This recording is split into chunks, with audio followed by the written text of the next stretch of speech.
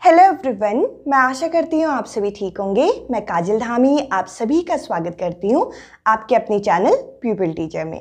आज की इस वीडियो से हम लोग सीटैट दिसंबर 2021 की तैयारी को शुरू कर रहे हैं, जिसके अंदर मैं आप लोगों के साथ सीटैट परीक्षा की तैयारी को ध्यान में रखते हुए सीटैट परीक्षा की पेपर 1 की गणित को शुरू कर रही हूँ।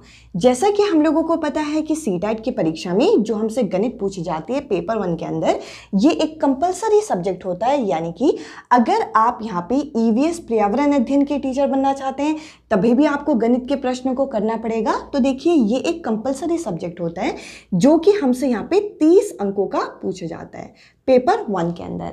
और इन 30 अंकों को किस तरीके से यहाँ पे विभाजित किया जाता है, 30 अंकों में से जो 15 नंबर हमारे होते हैं ये हमारे यहाँ पे कंटेंट के पूछे जाते हैं। यानी कि इसके हमारे प्रश्न पूछे जाते हैं, न्यूमेरिकल पूछे जाते हैं, इनको हमें हल करना होता है। साथ ही साथ जो बाकी बचे हुए ये जो 15 नंबर हैं इसकी हमसे पैडागॉजी यानी कि शिक्षा शास्त्र पूछी जाती है। आज की इस वीडियो में मैं आप लोगों के लिए न्यूमेरिकल का पहला टॉपिक लेके आई हूँ, जो कि है नंबर सिस्टम, जिसको हम संख्या पद्धति के नाम से जानते हैं। और वीडियो के एंड में मैं आप लोगों के लिए इस टॉपिक के जो इंपॉर्टेंट क्वेश्चन हमारे बनते हैं, इंपॉर्टेंट पॉइंट बनते हैं, उनको भी मैं कवर करूंगी। आप चाहें तो मेरे साथ टेलीग्राम ग्रुप पे भी जुड़ सकते हैं। तो देखिए, अगर हम नंबर सिस्टम को डिटेल में समझना चाहें, हम संख्या पद्धति को डिटेल में समझना चाहें, तो हम लोगों को संख्याओं का वर्गीकरण समझना पड़ेगा। यानी कि नंबर्स को हम किस तरीके से क्लासिफाई कर सकते हैं, किस तरीके से क्लासिफाई किया जाता है, इसको हमें समझना पड़ेगा। अगर हम वर्गीकरण की बात करें तो इन्हें हम दो अलग अलग भागों में यहाँ पे तोड़ते हैं। सबसे पहले आता है हमारे रियल नंबर, जिसे हम वास्तविक संख्याएं कहते हैं। इसके अलावा दूसरा होता है इमेजिनरी नंबर, जो कि हमारे कोर्स में नहीं है। जैसे कि मैंने कहा कि हम पेपर 1 की तैयारी कर रहे हैं, इसके अलावा अगर हम पेपर 2 की भी तैयारी कर रहे होते तो भी ये हमारी कोर्स बुक में नहीं है। कहीं ना कहीं इरेशनल नंबर अलग से हमें पढ़ने पड़ते हैं। तो देखिए, ये जो इमेजिनरी नंबर हैं इन्हें हम काल्पनिक संख्याएं भी बोलते हैं। अब देखिए, अगर हम बात करें कि रियल नंबर क्या होते हैं, ऐसी संख्याएं जो कि आपका -इन्फिनिटी से लेकर +इन्फिनिटी तक जाती हैं, हर तरीके की संख्याएं आपकी क्या कहलाती हैं, रियल नंबर कहलाती हैं। अगर हम इन्हें और आसान भाषा में बोलें, ऐसी संख्याएं जिसे हम नंबर लाइन के ऊपर दर्शा सकते हैं उनको हम वास्तविक संख्याएं कहेंगे। इसके अलावा अगर हम इमेजिनरी नंबर की बात करें, हम काल्पनिक संख्याओं की बात करें, तो काल्पनिक संख्याएं होती क्या हैं, तो देखिए ये जो आई है, आयोटा से हम इसे डिनोट करते हैं। अब देखिए, ये आई होता क्या है, इसकी अपनी एक वैल्यू है, इसकी वैल्यू होती है -1। अगर हम इसका स्क्वायर कर दें, मतलब आई और आई को अगर हम गुणा कर दें तो ये -1 के बराबर होता है। तो आई और आई को अगर मैं मल्टीप्लाई कर दूं, आई क्या है, ये एक इमेजिनरी नंबर होता है, एक काल्पनिक संख्या होती है। तो देखिए, आई और आई का स्क्वायर करके मैं इस तरीके से लिख सकती हूँ। अगर मैं आपसे कहूँ कि यहाँ से आप आई की वैल्यू ज्ञात करें, तो आप कैसे वैल्यू ज्ञात करेंगे, तो आई क्या आएगा, यहाँ पे स्क्वायर है तो उस साइड जाके रूट बन जाएगा, तो ये हो जाएगा -1। ये मैं आपको समझाने की क्या कोशिश कर रही हूँ, ऐसी जितनी भी संख्याएं जो कि माइनस में है, जो कि नेगेटिव हैं और रूट के अंदर हैं, जैसे कि अगर मैं इसका उदाहरण दूं, जैसे कि √-7, √-8, तो ऐसी जितनी भी संख्याएं होंगी वो हमारी काल्पनिक संख्याएं कहलाएंगी। अब देखिए, जैसे कि मैंने कहा कि इमेजिनरी नंबर तो हम लोगों को नहीं पढ़ना, हम लोगों को मेनली क्या पढ़ना है, हमें रियल नंबर, जो हमारी वास्तविक संख्याएं होती हैं, कितने तरीके की होती हैं, इनके अंदर क्या क्या इंपॉर्टेंट पॉइंट है, इन सबको आज के इस वीडियो में कवर करेंगे। अब चलिए जरा संख्याओं के प्रकार समझते हैं। जो हमारी वास्तविक संख्या थी यानी कि रियल नंबर था, वो कितने टाइप के होते हैं, उनकी ब्रांचेस को जरा डिस्कस करें। तो सबसे पहले आप यहाँ पे देख सकते हैं, पहला है प्राकृतिक संख्या, जिसे हम नेचुरल नंबर के नाम से जानते हैं। ऐसी संख्या जो 1 से शुरू होती है और आपका इन्फिनिटी तक चलती रहती है, इन सभी संख्याओं को हम प्राकृतिक संख्या के नाम से जानते हैं। तो देखिए, 1 से जो काउंटिंग शुरू होती है और जो हमारी इन्फिनिटी तक जाती है वो हमारी नेचुरल नंबर कहलाती है। इसके अलावा अगर हम बात करें कि पूर्ण संख्याएं क्या होती हैं, यानी कि होल नंबर क्या होता है, जब हम प्राकृतिक संख्याओं में, यानी कि ये जो 1 से शुरू होकर इन्फिनिटी तक जा रही है, इसमें हम एक और संख्या यहाँ पे जोड़ देते हैं जो कि है 0, यानी कि 0, तो ये आपकी क्या बन जाती है, ये आपकी पूर्ण संख्या बन जाती है। तो ये भी आपकी कहाँ तक जाती है, इन्फिनिटी तक जाती है। हम लोगों से परीक्षा में ये भी पूछा जा सकता है कि स्मॉलेस्ट होल नंबर बताइए। स्मॉलेस्ट होल नंबर क्या होगा, वो होगा 0, क्योंकि 0 से आपके होल नंबर शुरू होते हैं। इसके अलावा स्मॉलेस्ट नेचुरल नंबर अगर हमसे पूछेंगे, यानी कि सबसे छोटी जो प्राकृतिक संख्या है वो क्या है, तो हमारा उत्तर यहाँ पे क्या होगा, 1 होगा।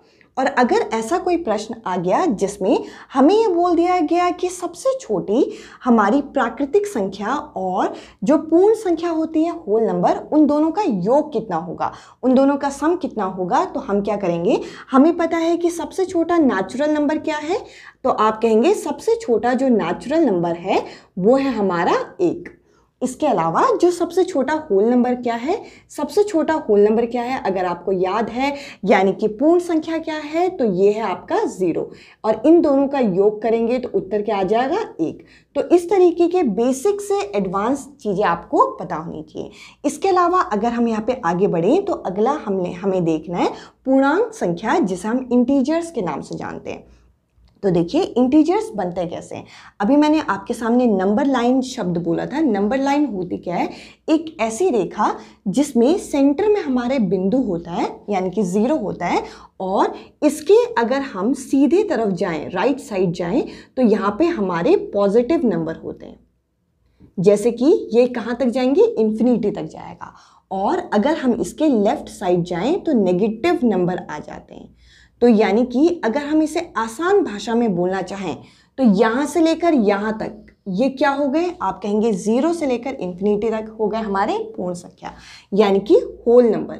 तो यहाँ पर सिंपल सी बात ये कहना चाह रहे हैं, जब हम होल नंबर को नेगेटिव नंबर के साथ जोड़ दें तो हमारे क्या तैयार हो जाते हैं, तब हमारे यहाँ पे इंटीजर्स यानी कि पूर्णांक संख्या तैयार हो जाती है। तो इस तरीके से अभी हमने समझा कि प्राकृतिक संख्या क्या है, ऐसी संख्या जो हमारे नॉर्मल काउंटिंग स्टार्ट होती है। कभी भी हम काउंटिंग बोलते हैं तो हम 1 2 3 बोलते हैं, तो देखिए हम लोग अपने नेचुरल वे में भी 1 से शुरू करते हैं, इसीलिए इसे प्राकृतिक संख्या बोलते हैं। और जब प्राकृतिक संख्या में हम 0 को जोड़ दें तो वो पूर्ण संख्या बन जाती है। इंटीजर्स क्या होते हैं, जब हमारे ये होल नंबर यानी कि पूर्ण संख्या में हम नेगेटिव नंबर भी जोड़ दें तो वो इंटीजर्स कहलाती हैं। अब देखिए, अब हमें समझना है कि प्राइम नंबर यानी कि अभाज्य संख्या क्या होती है, बहुत इंपॉर्टेंट है, जरा ध्यान से समझिएगा। जैसे कि अगर मैं आपके सामने एक संख्या लिखूं, जैसे एक लिखा मैंने 5 और एक संख्या मैंने लिखी 7, यहाँ पे मैंने 2 अलग अलग संख्या लिखी। अगर मैं पूछूं कि ये दोनों संख्या कौन कौन से टेबल से जाती है, तो आप कहेंगे कि 5 एक तो 1 से जाता है और एक खुद की टेबल से जाता है। इसके अलावा ऐसे ही अगर मैं 7 का पूछूं तो 7 के लिए भी आप यही कहेंगे कि 7 क्या है, 7 ये खुद से जाता है और ये आपका किससे जाता है, 7 से जाता है। अगर मैं आपसे यही सवाल 9 के लिए पूछूं तो आप कहेंगे 9 जो है ये खुद की टेबल से भी जाता है, 3 की टेबल से भी भाग होता है और 9 की टेबल से भी भाग होता है। तो देखिए ऐसी संख्या जो सिर्फ और सिर्फ जिसके 2 फैक्टर बने, कौन से 2 फैक्टर, यानी कि एक तो एक वो खुद, तो ऐसी संख्या आपकी अभाज्य संख्या कहलाती है। तो यहाँ पे अगर मैं आपसे पूछूं कि 9 यहाँ पे अभाज्य संख्या होगी, तब आपका उत्तर होगा नहीं। तो 9 जो है यहाँ पे अभाज्य संख्या नहीं कहलाएगी। क्यों? क्योंकि इसके यहाँ पे 3 अलग अलग फैक्टर हैं। इसके अलावा कुछ और चीज़ें हम लोगों को यहाँ पे जाननी है। तो देखिए ये पॉइंट आप यहाँ पे नोट कर लेना, ओनली 2 फैक्टर्स पॉसिबल। इसके कितने आपके फैक्टर, कितने आपके गुणनखंड बन सकते हैं, सिर्फ और सिर्फ 2। देखिए इसके अलावा भी हमसे यहाँ पे बहुत सारे बेसिक सवाल पूछे जाते हैं। अगर मैं आपको ऐसी प्राइम नंबर पूछूं, मतलब 1 से 10 तक बताइए, तो आप कहेंगे 2 3, क्योंकि 2 सिर्फ अपनी टेबल से जाता है, 3 5 7 8 तो 2 की टेबल से भी जाता है, 4 की टेबल से भी जाता है, 9 नहीं होगा, 11 13। तो मतलब इस तरीके से हमारे ये प्राइम नंबर चलते हैं। तो हमसे जो बेसिक चीज़ें हमें पता होनी चाहिए, तो देखिए 2 जो है ये आपकी इवन नंबर भी है, ये सम संख्या भी है। तो यहाँ पे ये क्या कहलाएगी, ये अकेली ओनली इवन प्राइम नंबर है। तो आपसे अगर इवन प्राइम नंबर पूछ लिया जाए तो आपका आंसर वहां पे क्या होगा, 2 होगा। इसके अलावा अगर आप आगे बढ़े तो देखिए यहाँ पर 3 और 5 के बीच में कितने का गैप है, तो आप कहेंगे इन दोनों के बीच में 2 का गैप है। और अगर मैं कहूँ इसके आगे देखिए 5 और 7 को देखिए, 5 और 7 के बीच में भी कितने का गैप है, तो आप कहेंगे 2 का गैप है। पर 7 और 11 के बीच में 2 का गैप नहीं है, 4 का गैप है। पर हम 11 और 13 को फिर से देखें तो यहाँ पे कितने का गैप है, तो यहाँ पर भी 2 का गैप है। तो देखिए ये 2 का गैप तो है, बट ये संख्या कैसी है, ये संख्या आपकी विषम संख्या है, यानी कि ऑड नंबर है, सम नहीं है, विषम है, यानी कि ऑड नंबर है। तो 3 5 का पेयर और 5 7 का पेयर, साथ ही साथ ये जो 11 और 13 का पेयर है, ये कैसी संख्या कहलाएंगी, ये आपकी कॉन्जिक्यूटिव ऑड नंबर कहलाएंगी, क्योंकि इनके बीच में जो गैप है वो बराबर है। इसके अलावा जो इंपॉर्टेंट पॉइंट आप लोगों को याद रखने हैं, वो क्या याद रखने हैं, जरा मैं आपके साथ वो डिस्कस कर लूं। आपसे ये पूछा जाता है कि 1 से लेकर 50 तक के बीच में कितने आपके अभाज्य संख्या होंगी, कितने आपके प्राइम नंबर होंगे, तो आपका उत्तर यहाँ पे हो जाएगा 15। ये आपको याद रखना है, क्वेश्चन सॉल्व करते हुए आपको मदद करेंगे। इसके अलावा अगर आपसे 1 से लेकर 100 के बीच में पूछा जाए कि कितने आपके अभाज्य संख्या होंगी, तो आपका उत्तर हो जाएगा 25। तो इन दोनों वैल्यूज को आप यहाँ पे याद रखेंगे। अब चलिए आगे कुछ और प्रकारों को जरा हम कवर करें। अब चलिए जरा हम कंपोजिट नंबर को यानी कि संयुक्त संख्या को समझते हैं। संयुक्त संख्या ऐसी संख्याएं होती हैं, जैसे कि उदाहरण के लिए मैंने ले लिया 8। अगर मैं 8 के गुणनखंड करूं, इसके फैक्टर बनाऊं, तो देखिए यहाँ पे इसका एक फैक्टर बनेगा 1 की टेबल से तो हर कोई नंबर जाता है। इसके अलावा ये 2 की टेबल से भी भाग चला जाता है, ये 4 की टेबल से भी भाग चला जाता है, और ये 8 की टेबल से तो भाग जाता ही है। यानी कि ऐसी जो संख्याएं होंगी जिसके आपके 2 से ज़्यादा फैक्टर यहाँ पे तैयार हो सकते हैं, वो आपके कंपोजिट नंबर कहलाएंगे।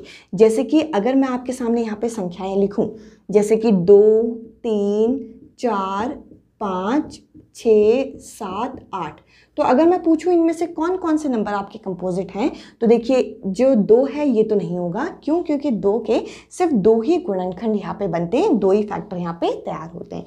इसके अलावा अगर हम 3 की बात करें तो 3 भी नहीं होगा। 4 जो है ये खुद की टेबल से जाता है, 2 की टेबल से जाता है और 4 की टेबल से जाता है। इस हिसाब से ये संख्या होगी। तो अगर आपसे ये सवाल पूछा जाए कि सबसे छोटी संयुक्त संख्या कौन सी है, यानी कि कंपोजिट नंबर क्या है, तो आपका जो उत्तर होगा वो होगा 4। इसके अलावा 5 नहीं हो सकता, क्योंकि 5 या तो अपनी टेबल से जाता है या तो वो 5 की टेबल से जाता है। 6 यहाँ पे होगा, क्यों? क्योंकि 6 1 की टेबल से भी जाता है, ये 2 की टेबल से भी जाता है, 3 से भी और 6 से भी जाता है। 7 यहाँ पे नहीं होगा, 8 यहाँ पे होगा। तो देखिए मैं यहाँ पे समझाने की क्या कोशिश कर रही हूँ, ऐसे जो संख्याएं हैं जिसके 2 से ज़्यादा फैक्टर आपके बनते हैं, वो आपके कंपोजिट नंबर यानी कि संयुक्त संख्या कहलाती हैं। और साथ ही साथ ये आपका जो 4 है ये सबसे छोटा संयुक्त संख्या है।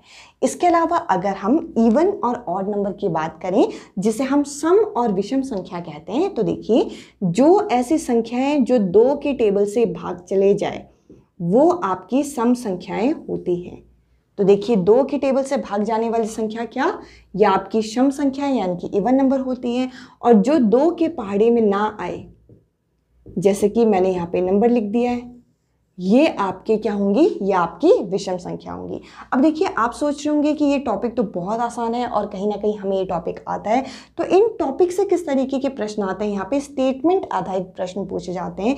इनफैक्ट हमसे सीटेट के पेपर में, पेपर 1 में ही नहीं, पेपर 2 में भी ये टॉपिक पूछा जाता है। तो आप लोग अगर पेपर 2 की भी तैयारी कर रहे हैं तो भी आप लोगों के लिए ये वीडियो हेल्पफुल रहने वाली है। इसके अलावा अगर हम देखें रैशनल नंबर यानी कि परिमेय संख्या क्या होती है, तो ऐसी संख्या जिसे हम p/q के फॉर्म में एक्सप्रेस कर सकते हैं, जिसमें ये जो q लिखा हुआ है ये 0 के बराबर ना हो, तो ऐसी संख्याएं आपकी परिमेय संख्या कहलाती हैं। जैसे कि आप यहाँ पे लिख सकते हैं, जैसे कि 7/4, ये देखिए इसको मैं आपका किस फॉर्म में लिख पा रही हूँ, p/q। साथ ही साथ ये फॉर्म हमारी फ्रैक्शन भी कहलाती है। इसके अलावा जिनको हम p/q के फॉर्म में नहीं लिख सकते, जो खास करके हमारे अंडर रूट के अंदर होती हैं संख्याएं, वो हमारी क्या कहलाती है, अपरिमेय संख्या कहलाती है, जिसे हम इर्रेशनल नंबर के नाम से जानते हैं। इसके साथ साथ ये जो सम और विषम संख्या है, इससे संबंधित हमारे कुछ और प्रश्न यहाँ पे पूछे जाते हैं, जिससे रिलेटेड हमारे कुछ कॉन्सेप्ट यहाँ पे बनते हैं। इसको भी जरा डिस्कस कर लेते हैं। आपसे ये पूछा जाता है कि अगर हम दो विषम संख्याओं को जोड़ें तो उसका उत्तर क्या बनेगा, सम या विषम। तो देखिए, अगर मैं दो विषम संख्याएं आपके सामने लूं, यानी कि जो दो के पहाड़े में ना जाएं, जैसे कि 3 और 5, 3 और 5 जो हैं ये दोनों के दोनों क्या हैं, ये आपके ऑड संख्याएं, ठीक है, यानी कि विषम संख्याएं। अगर मैं इनको जोड़ रही हूं तो आप यहाँ पे देख सकते हैं आ रहा है आपका एक सम संख्या, यानी कि इवन नंबर। तो हमें यहाँ पे ये चीज़ क्लियर होता है कि अगर हम दो विषम संख्याएं, दो ऑड नंबर को जोड़ेंगे तो जो उत्तर आएगा वो कैसा आएगा, इवन नंबर आएगा। तो ये चीज़ भी आप कहीं पे नोट कर लीजिएगा।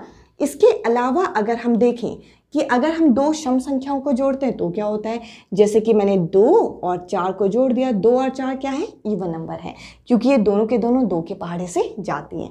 अगर हम इन दोनों को जोड़ते हैं, 2 और 4 को जोड़ेंगे तो कितना आएगा, 6, यानी कि 2 इवन नंबर को जोड़ने पे आपका इवन नंबर आता है, और साथ ही साथ दो ऑड नंबर को, दो विषम संख्याओं को जोड़ने पर भी यहाँ पे आपको इवन नंबर ही मिलता है।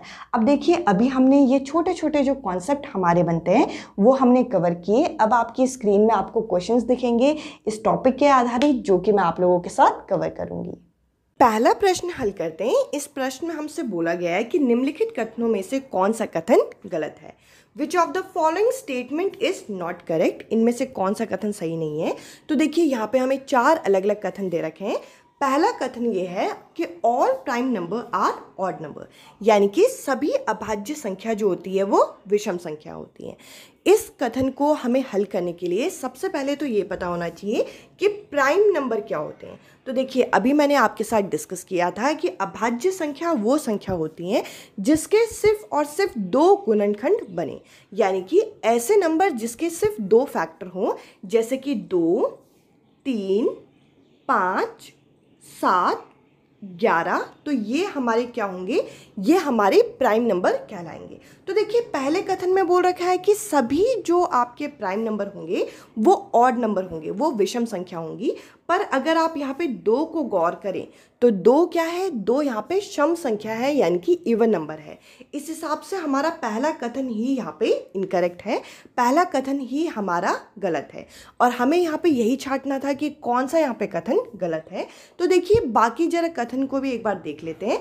अगले कथन में बोल रखा है there are infinitely many prime number, यानी कि यहाँ पर बहुत सारे प्राइम नंबर हो सकते हैं। देखिए, इसके आगे जितनी भी संख्याएं जाती हैं उनमें से ऐसे कितने भी नंबर हो सकते हैं जिसके सिर्फ और सिर्फ 2 गुणनखंड बने। तो देखिए, ये कथन यहाँ पे सही है। इसके अलावा अगर हम आगे बढ़ें तो अगले कथन में बोल रखा है कि a prime number has only 2 factor, यानी कि जो अभाज्य संख्या होती है उसके केवल 2 गुणनखंड होते हैं। तो देखिए, अभी मैंने बताया था कि प्राइम नंबर क्या होते हैं, कि ऐसे नंबर जिसके 2 फैक्टर होते हैं। तो ये कथन भी यहाँ पे सही है। अगले कथन की तरफ अगर हम बढ़ें तो अगले कथन में यहाँ पे बोल रखा है कि there are only 4 single digit prime number, यानी कि अगर हम संख्याओं में देखें तो केवल एक संख्या वाली 4 प्राइम नंबर हैं। तो देखिए, यहाँ पर मैंने आप लोगों के लिए यहाँ पे प्राइम नंबर लिखे हुए हैं जो 1 से लेकर 10 तक के बीच में आते हैं। तो आप यहाँ पे गौर कर सकते हैं कि 2, 3, 5, 7 ये हैं आपके सिंगल डिजिट वाले प्राइम नंबर, जो कि संख्या में टोटल कितने, 4 है। इस हिसाब से इस प्रश्न का जो सही उत्तर बैठेगा वो यहाँ पे होगा पहला ऑप्शन, जिसमें हमें ये बता रखा था कि सभी अभाज्य संख्या जो होती हैं वो विषम संख्या होती हैं, जबकि ये जो कथन है ये गलत है।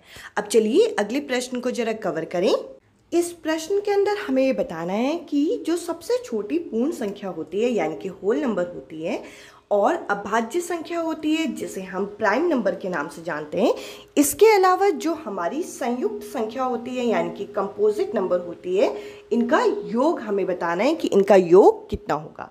तो देखिए, जो सबसे छोटा होल नंबर होता है वो होता है हमारा 0 यानी कि 0। जो सबसे छोटा होल नंबर है वो क्या है, वो है 0। और अगर हम प्राइम नंबर की बात करें, अभाज्य संख्या की बात करें, तो देखिए जो सबसे छोटा अभाज्य संख्या होती है वो होती है 2। और अगर हम कंपोजिट नंबर की बात करें तो देखिए कंपोजिट नंबर यानी कि संयुक्त संख्या होती है जो आपका जिसके 2 से ज़्यादा गुणनखंड होते हैं। अगर हम देखें 2, 3, 4, 5 में 2 और 3 तो यहाँ पे हमारे क्या हो जाएंगे, प्राइम नंबर कहलाएंगे। प्राइम नंबर यानी कि ये हमारे अभाज्य संख्या होंगी क्योंकि इसके 2 ही गुणनखंड होते हैं। पर ये जो 4 है इसके हमारे ये 1 की टेबल से भी जाता है, ये 2 की टेबल से भी जाता है और ये खुद की टेबल से भी जाता है। तो यानी कि जो सबसे छोटा कंपोजिट नंबर होगा वो होगा 4। अगर आप इन सब का योग करेंगे तो आपका उत्तर आ जाएगा 6। जिस ऑप्शन में आपको 6 मिले वो इस क्वेश्चन का करेक्ट आंसर होगा। अब चलिए अगले प्रश्न को जरा कवर करें। इस प्रश्न में हमसे ये पूछा गया है कि हमें यहाँ पे 200 के अंदर जितने भी इवन संख्या आती हैं यानी कि सम संख्या आती हैं उन सब का योग करना है। तो देखिए अगर मैं आपसे एक सवाल पूछूं कि 100 के अंदर कितने इवन और कितने ऑड नंबर आएंगे, कितने सम और कितने विषम संख्या, तो आप कहेंगे 50 जो होंगी वो हमारी इवन नंबर होंगी क्योंकि एक छोड़ के एक हमारी इवन और ऑड नंबर आती हैं और 50 हमारी क्या होंगी, यहाँ पे ऑड नंबर होंगी। तो इसी हिसाब से अगर मैं आपसे पूछूं कि 200 के अंदर कितने होंगे तो 200 के अंदर होंगे आपके 100 आपके इवन नंबर और 100 आपके होंगी ऑड नंबर। तो देखिए इस प्रश्न में हमें किससे मतलब है, हमें यहाँ पे सम संख्या से मतलब है, हमें यहाँ पे इवन नंबर से मतलब है। तो अगर हम इसे मोटे मोटे तौर पे देखें तो 200 के अंदर हमारे कितने आपकी इवन संख्या होंगी, हमारी यहाँ पे 100 यहाँ पे इवन नंबर होंगी। तो हमें क्या करना है, इनका योग निकालना है। तो देखिए अगर ये सीक्वेंस में चलने वाले नंबर होते हैं और इस तरीके से इनका योग निकालना होता है तो इसका सूत्र होता है n+1। तो देखिए ये सूत्र भी आप यहाँ पे नोट कर लीजिए। इसमें n कितने होंगी, n यहाँ पे दर्शाएंगे कि कितने यहाँ पे सम या फिर कितने यहाँ पे विषम संख्या है। तो इस हिसाब से अगर हम देखें तो 100 यहाँ पे इवन नंबर है तो यहाँ पे n की जगह हम 100 लिख देंगे 100 और यहाँ पे हो जाएगा 100 + 1। तो देखिए आपको क्या करना है, 100 को यहाँ पे गुणा करना है 101 से। तो इसका उत्तर कितना आ जाएगा, 101 के आगे 2 0 आप लगा दीजिए। तो ये इस प्रश्न का करेक्ट आंसर है। अब चलिए अगले प्रश्न को जरा डिस्कस करें। ये इस वीडियो का आखिरी प्रश्न है। यहाँ पे हमसे पूछ रखा है which of the following is an odd prime number, यानी कि हमें ये बताना है कि इन चारों में से कौन सी ऐसी संख्या है जो कि एक विषम अभाज्य संख्या है। तो देखिए यहाँ पे हमें प्राइम नंबर भी बोल रखा है और वो ऑड भी होना चाहिए। तो देखिए यहाँ पे अगर हम ऑप्शन के अनुसार जाएं तो यहाँ पे आपका 9 और 15 तो नहीं बनेंगे। क्यों, क्योंकि 9 और 15 ये प्राइम नंबर है ही नहीं। प्राइम नंबर वो होते हैं जिसके 2 ही गुणनखंड हो और ये जो नंबर है 9 ये 1 की टेबल से, 3 की टेबल से, 9 की टेबल से जाता है। तो ये ऑप्शन हो नहीं सकता। अगर हम 15 की बात करें तो ये 1 की टेबल से, आपका 3 की टेबल से, 5 की टेबल से और 15 की टेबल से जाता है। तो ये नंबर भी नहीं हो सकता। अब हमारे पास 2 ही ऑप्शन बच गए, 1 और 3। अगर हम देखिए प्राइम नंबर जो है इनकी शुरुआत 2 से होती है, 2, 3, 5, 7। इस हिसाब से देखें तो 3 जो है ये आपका प्राइम नंबर भी है और ये आपका विषम यानी कि ऑड नंबर भी है। इस हिसाब से इस क्वेश्चन का जो करेक्ट आंसर होगा वो होगा हमारा तीसरा ऑप्शन। आई होप ये वीडियो आप लोगों को पसंद आई होगी। इस वीडियो में इतना ही। अब मैं आपसे मिलूंगी अगले वीडियो में अगले टॉपिक के साथ। Bye bye, take care.